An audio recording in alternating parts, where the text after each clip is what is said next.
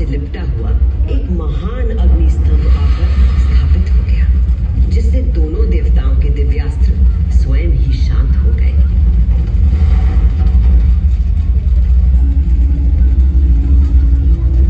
एक ऐसा अग्निस्तंभ जिसका ना कोई आदि था न अंत था।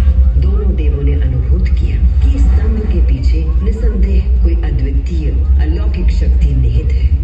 वे दोनों बोल उठे, हे महाप्रभु, आप हमें अपने यथार्थ रूप के दर्शन कराइए। तब उस स्तंभ से महादेव स्वयं प्रकट हुए।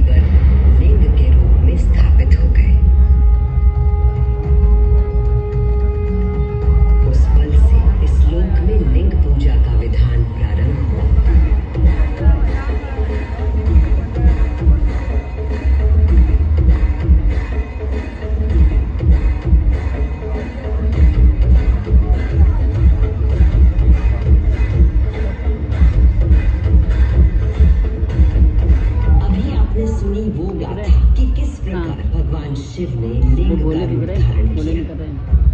अब मैं सुनाती हूँ उज्जैन में महाकालेश्वर